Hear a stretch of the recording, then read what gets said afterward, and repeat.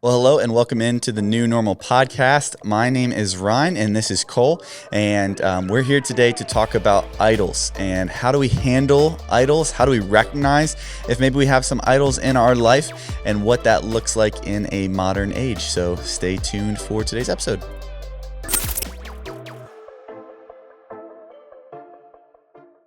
Now, for those of you who have been following along, you might recognize Cole, and that is because Cole was our very first guest ever on the New Normal podcast. Yes. And so he is our first repeat guest. It's such an honor. Yes, very much so. Excited to be back. And so we're excited to have Cole back on, and we just wanted to continue to equip, train, and encourage middle and high school students to live for Christ in their world.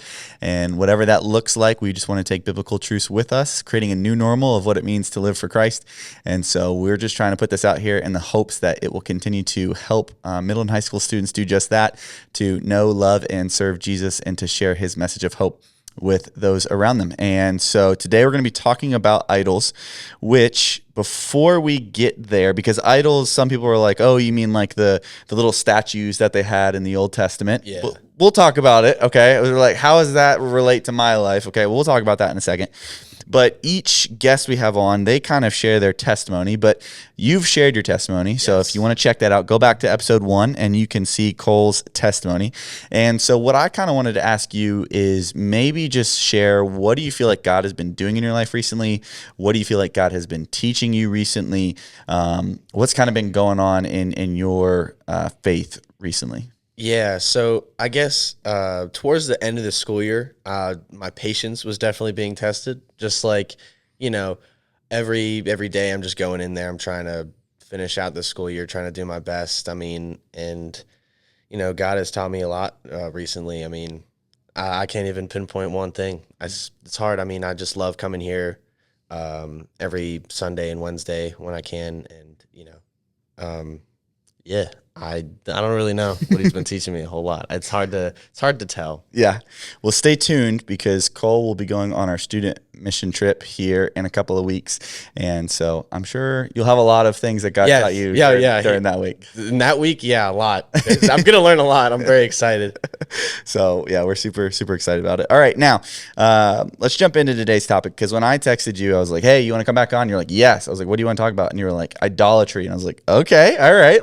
Well, I needed to think about it because I need to go ask my mom. All right, so why idolatry? Why this topic? Well, I just think that first of all, there's definitely a lot of stuff that kids my age, they definitely put a lot of things before God and they don't even realize it. They're like, oh yeah, I believe in God. Mm-hmm. But then they're like, but I can't come to church because I have a 9:00 baseball game or football or sports, or even like school.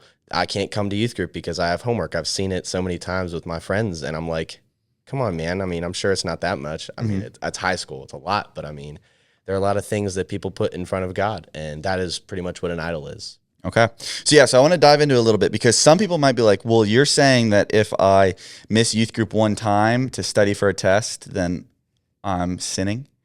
I wouldn't say that. I'm just saying that it's like, if it becomes a habit, okay. I would say. Because, there's a difference between, oh, I really can't make it because I really got to study for this test. There's a difference between just missing it once to, study for a really important test, and just always blowing it off and always not coming, and just like, not saying that you're not a Christian. It's just like God says that we're supposed to live like him and live in his faith, and that is how we worship God.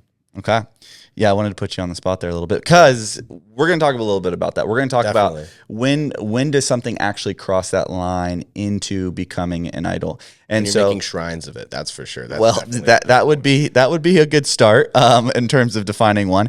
But yeah, when does, we have a lot of things that we all enjoy in life, right? Like I love, there's so many hobbies that I love. Growing up, of course, I actually enjoyed school to some extent. Yeah. I enjoyed doing well in school and things like that. I enjoyed baseball, of course, and I played other sports. So I enjoyed all those things, and oftentimes I prioritize them. So the question is, when does something become an idol? And we'll dive into that here in just a second, because I want to clarify, when we go back to the Old Testament idol, they're talking about carved images, right? Yes. And so the biggest story of this that we see is Moses goes up on Mount Sinai, and Aaron, when Moses comes down, he sees what? golden cow. Golden calf. Yes. Golden calf. Yes. I want to be specific here. And so Aaron had taken, their gold that they had left Egypt with. He had melted it down and made it into a golden calf. And so we're like, well, we don't do that. I mean, maybe somebody does, but it's like, we don't, that's not really our culture, how we have idols anymore. Again, it could be, but we want to talk through, okay, what does that actually look like today in today's age? An idol is not limited to a carved object or something that we think actually is a physical representation of a god or God himself or different things like that. And so when you look at today's world, one, just real quick, not yet how do you personally recognize an idol, but what makes something an idol, as you kind of alluded to a little bit, like what's your best one-line definition? And then two, what are some idols that you see in some, just in today's culture, not necessarily like it might be you specifically that you've struggled with, but in today's culture, a middle high school student, what are some idols they struggle with? So best one sentence definition of an idol, and what are some idols that you see playing out in today's age? For best one sentence definition, I would say just anything that you're putting before God. I'm just going to go back to that because that's my best decision, all right. My best one. And for a bunch of things that I see today, definitely relationships, kids putting sports or academics before God, work. That's definitely because a lot of kids have jobs. I'm trying to think. I can't remember exactly. And I wrote the list. I think that's a really good start. So what you're saying is this can look like any different thing. Yeah. Okay. So let's kind of go through a little bit and maybe talk about these. Okay, so sports. Yes. Sports has become a big one. Not that it never was, but even now, because more so, and especially like our listeners, if they're watching or listening to this and they're involved in sports, they know that it's much more of a commitment than maybe it even used to be. Yeah, definitely. Like now, if you want to excel at sports, like we have a lot of kids who play rec sports. But if you really want to excel, you have to eat, sleep, and breathe that sport. Like you can't do anything else. Yep. And so there's some people are struggling with doing that every day of the week. So again, we want to be careful. We're going to get into a little bit of what exactly makes something an idol. What are some signs? But these are things that are definitely temptations for us to make idols or things that people struggle with. You said relationships. Maybe unpack that a little bit. What do you mean when you say relationships? How can that become an idol? Just like relationships with a significant other or your friends. I mean, if you're valuing hanging out with a girlfriend or boyfriend more than coming to church, or if you're valuing hanging out with your buddies or girlfriends, then more than coming to church or more than just doing anything related to your relationship with God, I feel like that is definitely a big reason. Yeah, absolutely. And I think another one, you said relationships in terms of dating relationships, you said friendships.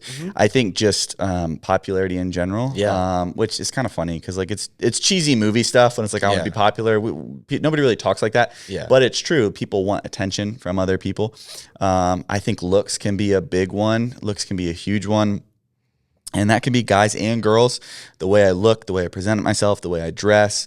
I'm so focused on that I can become wrapped up in that, and that can be a temptation. Money, that's a big one. In any stance, just money in general, everything. Yeah. No matter how much money you're making or how little money you're making, people think you have to be rich in order for money to be an idol. No, like that's a temptation for everybody. And then you said grades as well with academics, where again, that kind of goes back to sports, where it's not just, hey, do well in school, try your best. It's like, well, what AP classes are you taking? Yeah. What's your GPA and what's your class? We talked about this last time. We did. So I think there's a lot of different things. I mean, we could get into, and we won't for this episode, but we could get into celebrities who people have made idols. Yeah, that's a whole different thing. Yep. Like particular people that they have placed on a pedestal and they have spent more time following and paying attention to them than they have really paying attention or following Jesus himself. Definitely some people I've met. Yes. No names. Because we've all struggled with that too. And that's what we want to be clear with, is like, this is something that you and I struggle with. And we each have idols in our own life that we have to constantly be checking. Okay. So we kind of listed some examples of some things that, if we're not careful, can easily become idols. And some of those, the world even encourages us to idolize and put in our top priorities. Yourself, Yeah. you can be an idol, like Yeah. making sure that I feel good about myself, making sure that I am happy, all these things.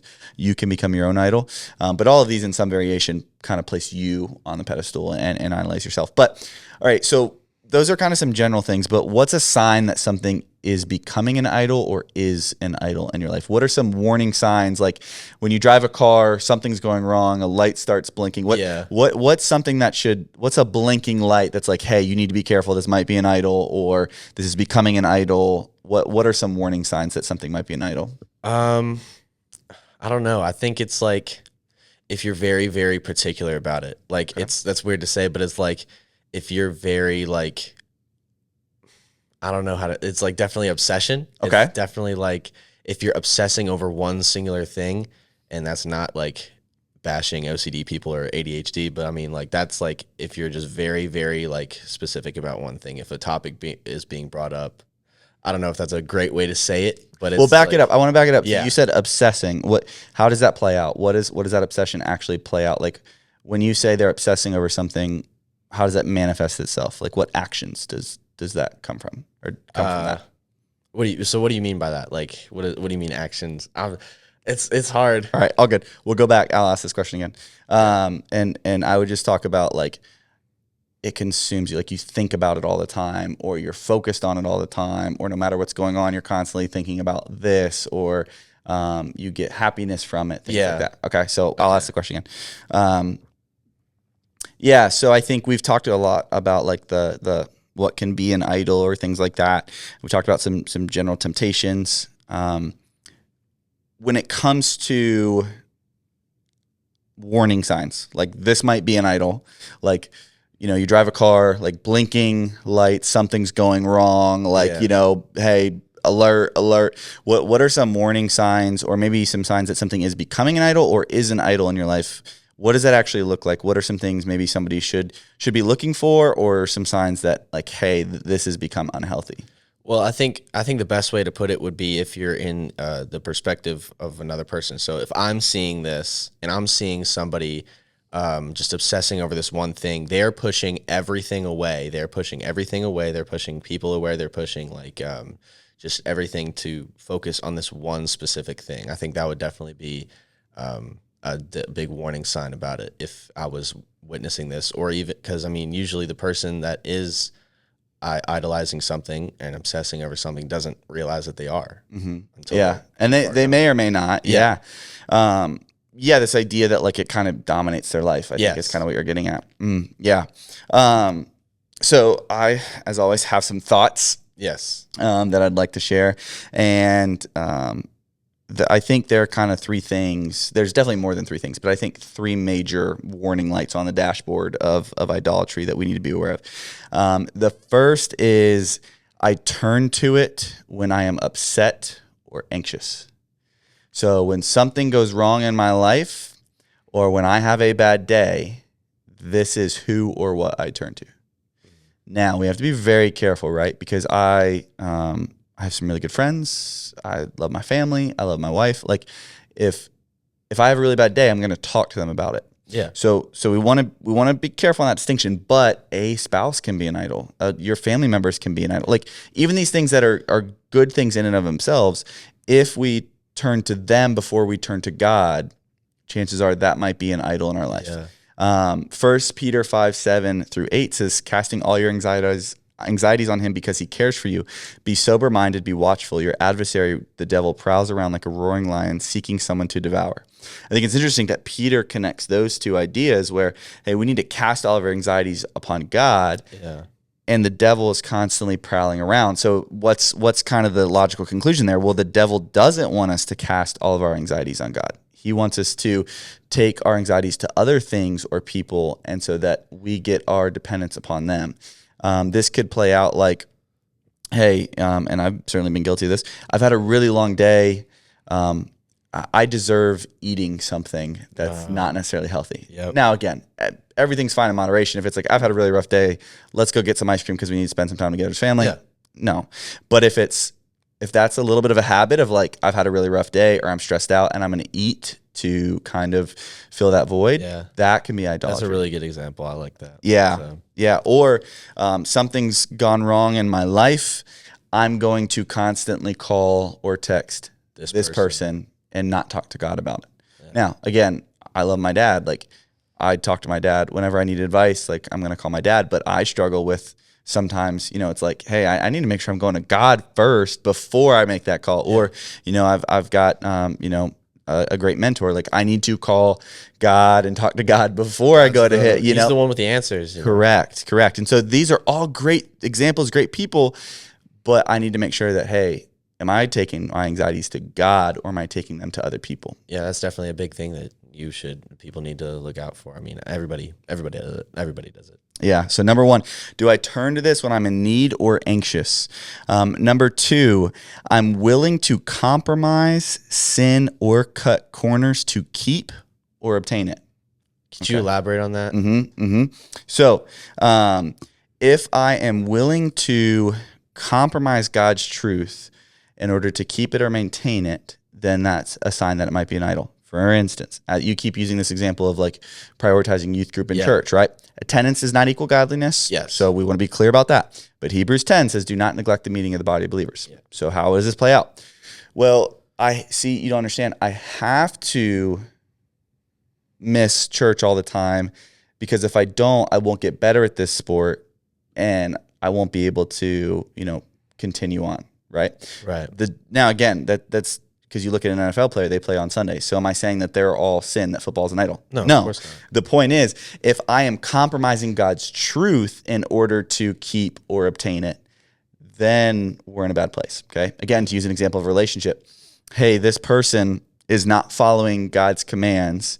This is clearly not somebody who is pushing me more towards God, but I've become so attached to this person that I'm just going to kind of let it go because I really like the way they make me feel. Yeah. Hey, this is a big one for girls, my self-image. Hey, I'm willing to treat my body in a way that isn't healthy for me in order to obtain this image or keep this image that I have.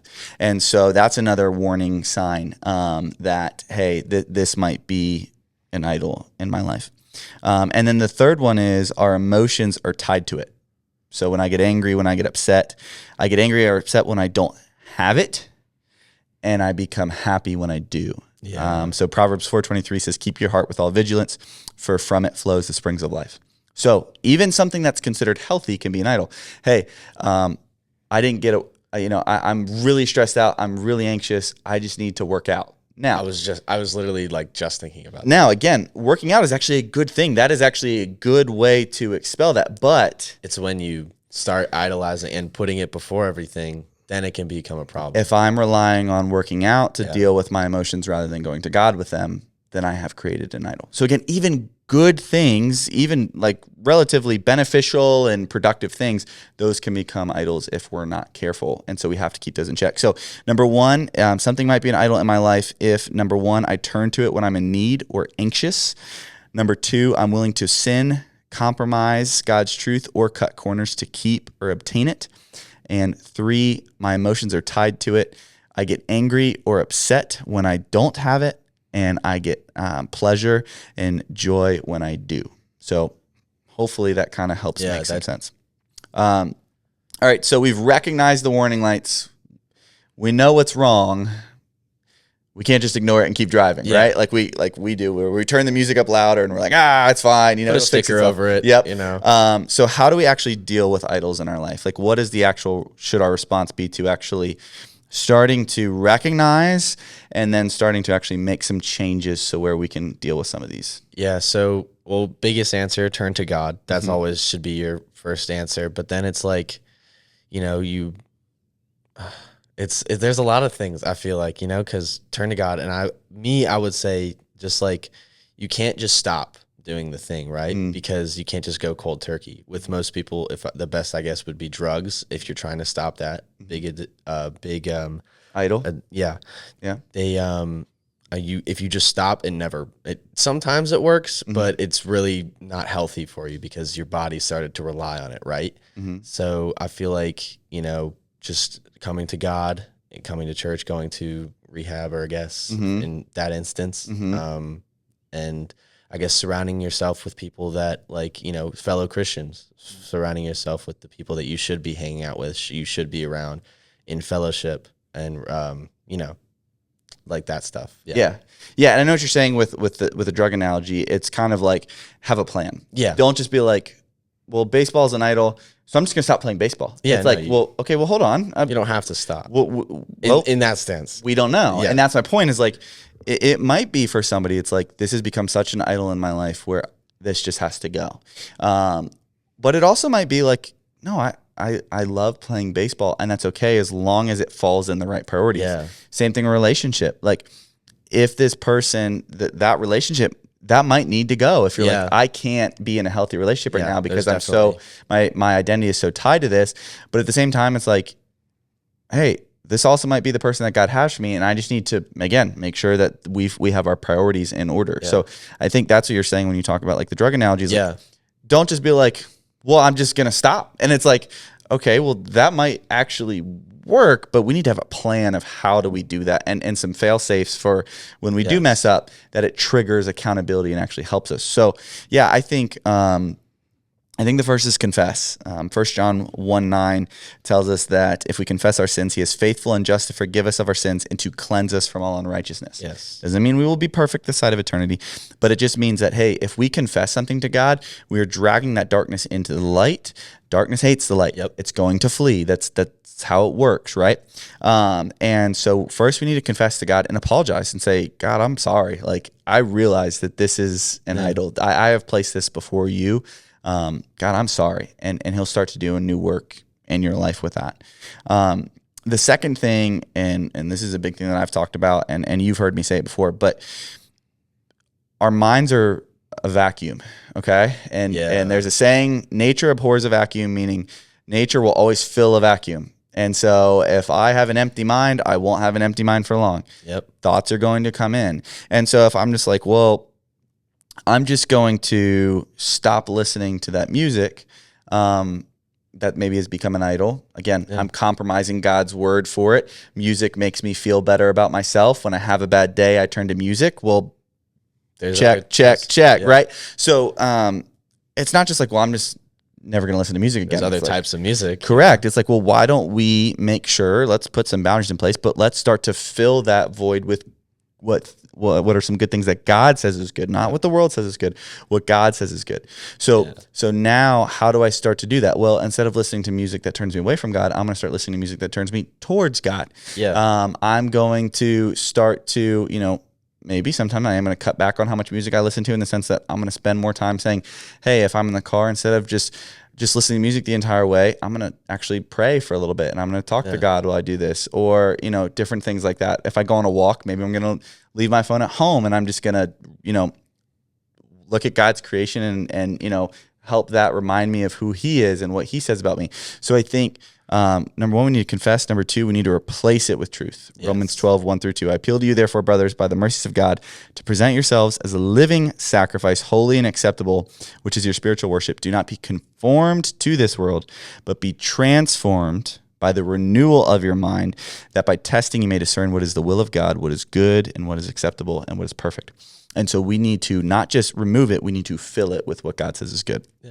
Thirdly, we need to release it to God. We need to just say, okay, God, you got it. It's not me anymore. It's all you. I think the best way to realize, the best way to go about it is realizing that you can't take care of these problems yourself. That is a big thing that people don't realize, is it's not you that can solve these problems.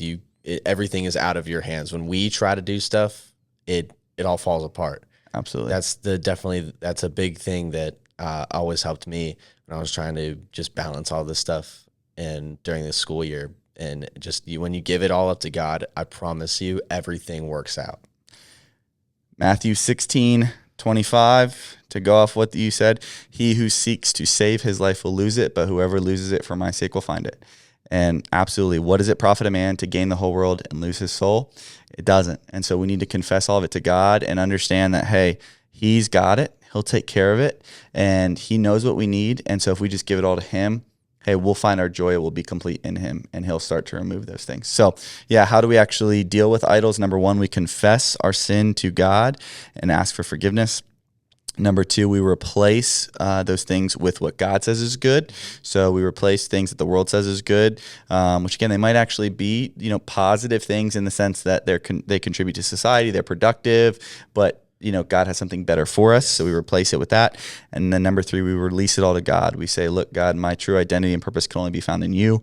And so I'm letting go of this, and whatever you want me to do with it, that's what I'll do. So just take care of it. So I think that's really helpful. So awesome. Well, cool. All right. So since you were on last time, we have started a new segment, 1 minute questions. Students can ask anything they want, and I have to answer it in 1 minute. And so sometimes, most of the time, it is not a complete answer. Yeah. It is the best we could do in 1 minute. But the reason we do these is just maybe some popular questions that we want to try and help. Any questions that anybody watching might be, or any non-Christian, any Christian? And just anybody. In general. So, all right. So you got a question for me? Yeah. I've been thinking about this a lot lately, and it's June. So I was just thinking, like, how does a Christian deal with Pride Month, or how does he go about it? Yeah. So that's a really important question. It's something that's really prevalent, right? So the first thing we want to understand is I'm not better than somebody who, celebrates that or practices that. I'm not better than them. They are just sheep without a shepherd. And so it doesn't mean I'm better than you. That's not how it works. It just means, hey, somebody shared God's truth with me. And so what's my responsibility is to share God's truth with them. And so how we want to respond is by affirming and upholding what God says to be true. And Romans 1 makes it clear what biblical marriage is and what biblical relationships are. We don't want to compromise on that. But we also want to understand that, hey, even if this person then understands that, if they haven't trusted Christ, then that doesn't have any internal significance. And so what we want to do is take the one message that we have that can actually bring about change, which is the gospel, and we want to share that message in truth, in love, while not compromising what God says to be true. This is real. He's timing it right now. That was a minute. Like, he's really good at this. Well, I don't know how good I am at that. But yeah, and there's a whole lot more. And I think this one I should expound on for another minute. It's just we don't want to participate because we don't want to give any thought that we are affirming this, right? Yes. And so you might feel left out. You might be ostracized. But the reality is that Jonathan Isaac, who is a basketball player, go up, look at his testimony. He said, you can't stand for God and God not stand with you. Yeah. Meaning, I'm never alone when I take a stand for what's right, because God is standing there beside me. And so we want to make sure that, hey, we are loving the sinner while being clear about the sin. Yeah. And so we want to make sure that we draw those lines accordingly. And that way we can do that, because the reality is they need the gospel just as much as we do, because sin has messed everything up. Sin has messed everything up. And so regardless of what sin somebody celebrates or takes pride in, the reality is that sin leads to death. It draws us away from God, and we can't fix that on our own. Yeah. And it's only by giving our life to Jesus and what he did for us on the cross and rising again that we can have eternity with him. And that begins to change things. Yeah. And I hate the thought that to think of all these people that don't know Christ, and like they're all, they don't get to live an eternal life. Like, well, they do, but in the wrong place. Yep. And, and all we are called to do is to plant the seed. I mean, you don't have to go, we don't change people. Correct. That is, we are just told to go spread it and to plant the seed. And then that gets people thinking, and they're like, well, maybe I do need to just start, changing my ways. Yep. That's usually what we can hope for, but it's all in God's hands. Absolutely. We plant, we water, God gives the increase. So awesome. Well, thanks so much for joining us today. Hope you guys take some time to like, share, subscribe, but we hope this was beneficial to you, and we'll see you next time.